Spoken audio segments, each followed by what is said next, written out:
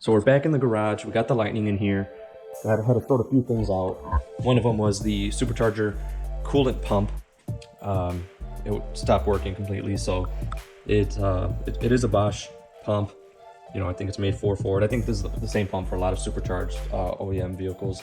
You know, I know the Mustang GT500 uses it. You know, I think there's other ones, but like not just Ford, but other vehicles also use it.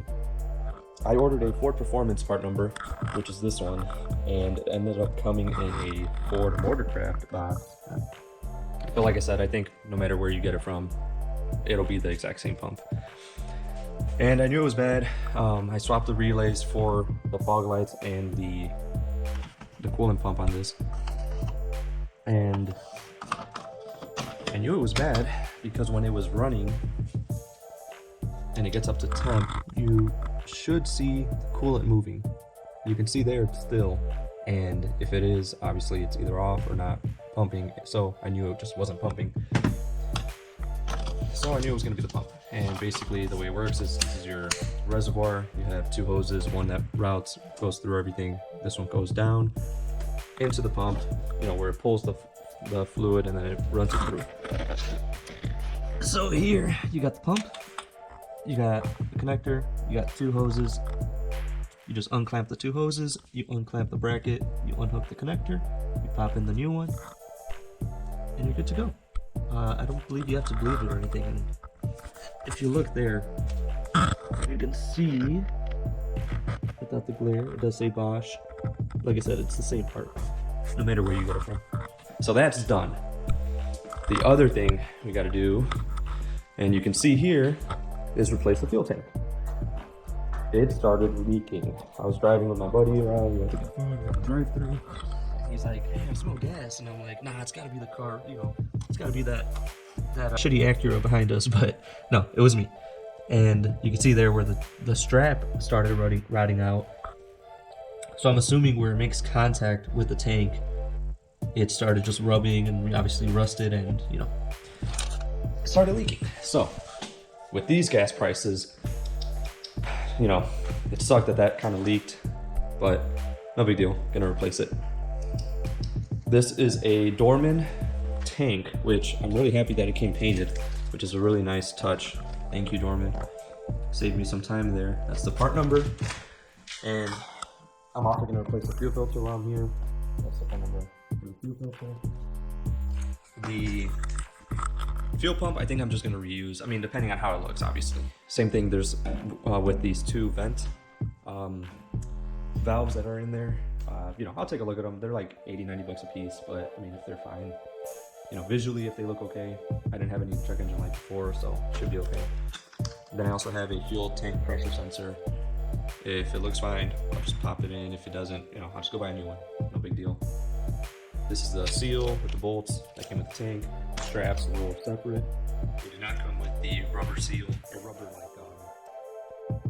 padding, cushion, whatever you want to call it, that makes contact between the tank and the straps. So I just ordered a roll on Amazon. There are some that have like a nice hook on the sides that just kind of wrap around the strap, but there were none in this size. These are under 2 inches, and everything was like 2 or 3 inches. So that's what we're doing today. So we're gonna be replacing the pump, or I'm sorry, replacing the fuel tank.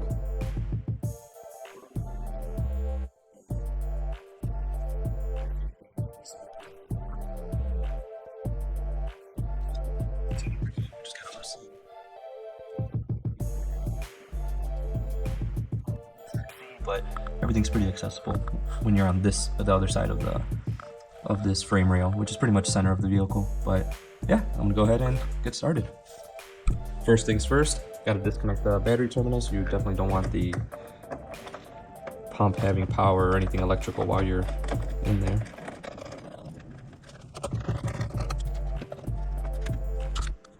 All right, we're underneath the tank.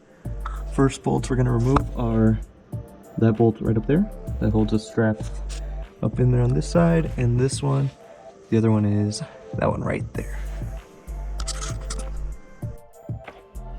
Okay, so I dropped the tank a few inches, just kind of unthreaded the bolts a little bit, and you can see right here we got one of the vent valves right there. We have our pressure sensor, And we've got the fuel pump right here.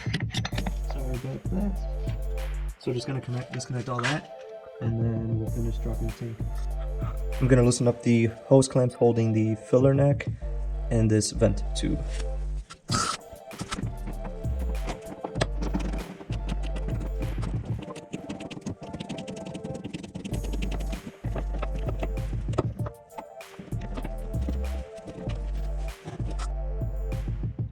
So when you get to the fuel lines, I thought I was gonna have to use a fuel line disconnect tool like this. I have a universal kit, so I have one of every size, but yeah, that wasn't the case here. So it looks like it has its own locking little mechanism on the line itself. So you just want to go ahead and press that in, slide the little, like this one is the white one, and this one, the red part, is the locking mechanism. So you want to just unhook those, slide them out of the way, and the lines will slide right off. On mine, the one on the left slid off pretty smoothly. The one on the right, I wasn't sure if the mechanism was still holding it, but I did struggle to get that line off, but it eventually did come off.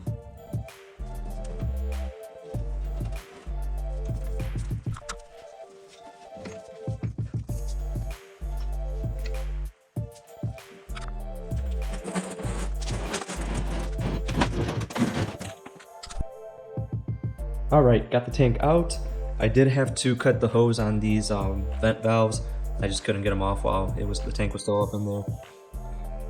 I did cut the fuel filler neck hose as well. I'll have to get a new one of that. I did figure out that the connector can stay connected for the fuel pump until you drop it all the way down, and you'll have really easy access to unplug it. So leave that connected if you end up doing this. So I'm gonna have to get a new vent hose, a new filler neck hose, some new hose for these vent valves, and which should be easy to access now that the tank is out. I believe I have to transfer this plastic unit over. I think it's, maybe just like a shield of some sort. I don't think it's for exhaust. Exhaust is on the other side, so maybe just for rubbing purposes, but I will just put that on. I did see this, like, you can see here, it's like just rubber with adhesive on it. Looks like this was never taken off. I don't know if it was supposed to be to help it sit against the frame, but I'll just use some of that new stuff, the roll that I got, lay that on it, as well as putting it on the new straps. So I'm gonna go ahead. Oh, one other thing, the sensor. I don't know why, but I could not get enough leverage to disconnect the actual connector. So I ended up just twisting it out, popping it off the tank, so it's still hanging in the car. If I can't get the, now that I have access, if I can't get it off, it's easy to just pop it in, twist it right on. So that should be good. So I'm gonna go get some hose to replace this stuff, and then the new tank can go in. So it turns out the Lightning has a dual pump setup, and I struggled to find the fuel strainers. I was gonna replace those obviously, but for some reason I couldn't find the right one. So this is the part number for VFS 0127, and it is identical to the one that came off. So you can see, you have the grommet on the same side, length and width are the same. And on the bottom half, you have these, like, within the feet for where it fits at the bottom of the tank. And for some reason, every auto parts store, the listing was one smaller. The actual grommet here was centered. It was a lot poofier, and I'm assuming that's for the non-supercharged, F-150s with a single pump setup, which I believe the Harley Davidson F-150 is basically a Lightning with a 4-door Lightning essentially. So I'm assuming it has the same setup, but like I said, the part number that comes up at every auto parts store, even Amazon said it wasn't the right fit for my vehicle, but this is the right part number for that. I've got the new filler neck hose, came with new clamps, and then I got some more fuel hose I'll be putting in place of the 2 vent valves, the vent that goes with the filler neck, and then the last thing would be the pressure sensor, which is still in the harness. I'll just have to hold the sensor, and then once it's in a good height, I'll just lock it in. And then obviously installation will be reverse order of removal, and then I can put on the fuel lines, get those locking clips on there. The harness will be connected. That might be first because it has enough slack to connect it while the tank is off. And then I'm gonna have got this rubber stuff, which I got it for the straps, but I'm also gonna use it in the same locations where it makes contact with the frame. I'm gonna go ahead and get started, put the new strainers on, swap everything over, and then we can go ahead and put the tank in.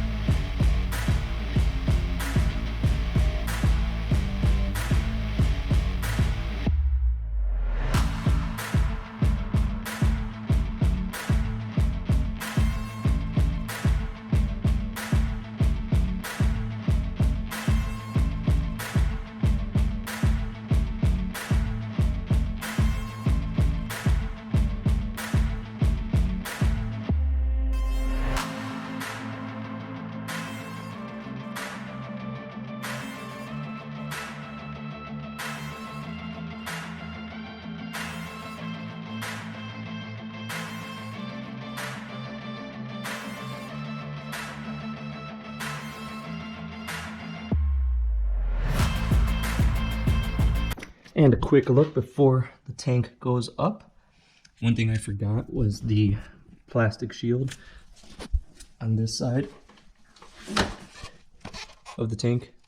You have to remove it. You have to bend these little tabs right here down, slide it off the old one, put it on the new one, and then bend the tabs up. That's one thing I forgot. I had to rethread the bolts. They got a little stripped out, but cleaned them up. They should be good.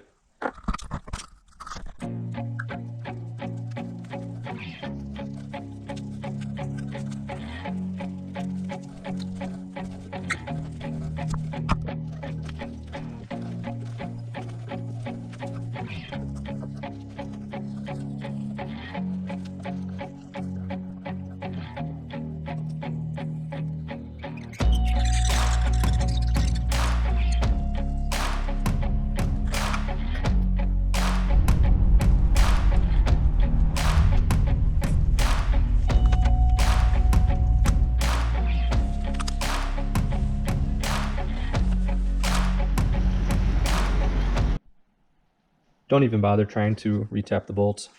Just get new ones. You need them longer, I guess. The straps are bent at the wrong spots, looks like. So when it's around the tank and hugging it, that hole doesn't line up. So I even had to kind of bend it a little bit just to get it to line up. But it doesn't reach with the factory bolts. These are about 1/2 inch longer, so they should work. I believe that the thread, at least on mine, is M10 by 1.5. And like I said, got them about 1/2 inch longer. I hope that the unthreaded portion does not interfere with how far the bolt needs to bolt into the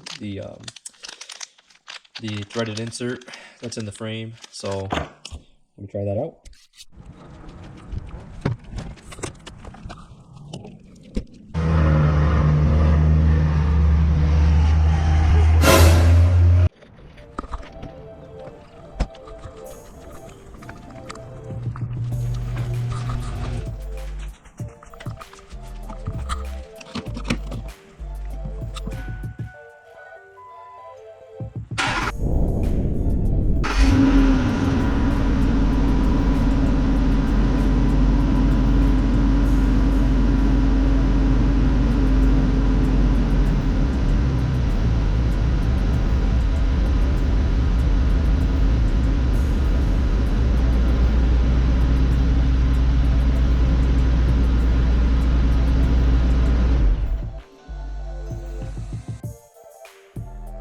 the Lightning started right up, no leaks.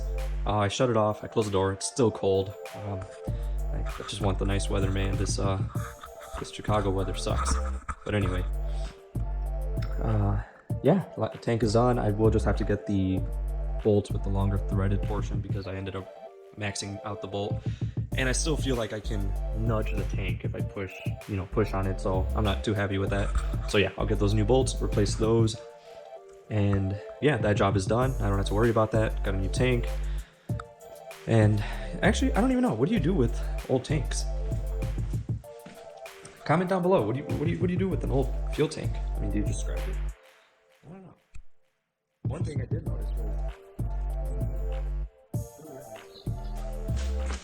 did notice is if you see here in the tank, after the filler neck, it goes in, and there's another neck in here that basically is like welded on with like a bracket, but it pours fuel right into this like basin right here.